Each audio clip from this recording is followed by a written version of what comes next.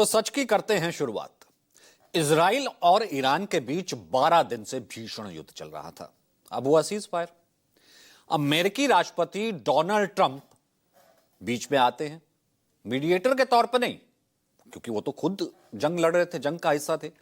यानी कि दोनों देश जंग लड़ रहे होते हैं, बीच में अमेरिका बीच में आते हैं ट्रंप और कह देते हैं कि सीज फायर। जो खुद इजराइल का साथ देते हुए ईरान पर सिर्फ जुबानी तौर पर नहीं, खुद जंगी तौर पर हमले कर रहे थे। ईरान के कई अहम ठिकानों तो तबाही कर दिए थे बीजू बॉम्बर्स ने। ठीक 15 घंटे पहले की बात है, आज की अहले सुबह खुद ट्रंप ने अपने सोशल मीडिया पर पोस्ट किया था और युद्ध को रोकने का ऐलान किया। वही जो कि हमला कर रहे थे। क्या किया, कहानी की शुरुआत, इस सच की शुरुआत इसी से करते हैं। देखिए। सभी को बधाई।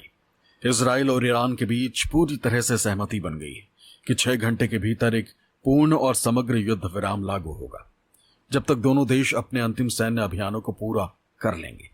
पहले 12 घंटे ईरान युद्ध विराम का पालन करेगा, फिर इजराइल।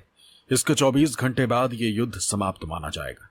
ये एक ऐसा युद्ध है जो वर्षों तक चल सकता था और पूरे मध्य पूर्व को नष्ट कर सकता था, लेकिन ऐसा नहीं हुआ और कभी नहीं होगा। अब तो ये ट्रंप कह रहे हैं कि ये तो बहुत लंबे वक्त तक चल सकता था, लेकिन ऐसा नहीं हुआ। आप तो खुद इस युद्ध का पार्ट थे।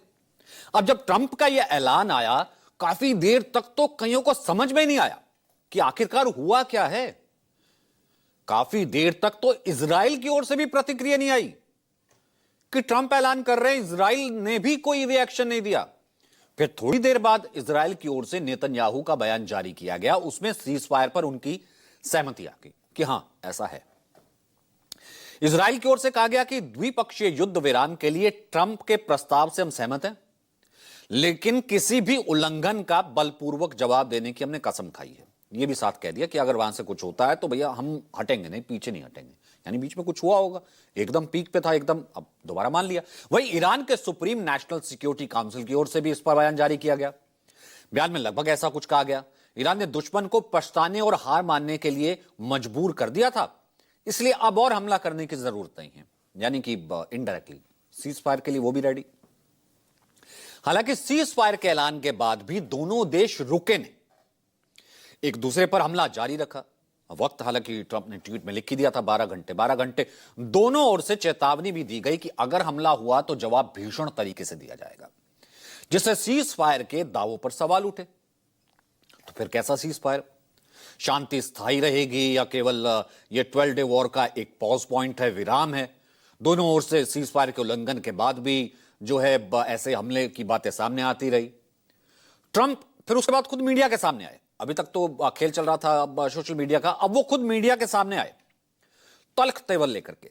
सीज फायर के उल्लंघन पर अपनी नाराजगी जता दी कि जब मैंने ट्वीट कर ही दिया है तो फिर सीज फायर का उल्लंघन किस तरीके से। खासकर कह दिया इजराइल से कि मैं खफा हूं। सुनिए। I think they both violated it.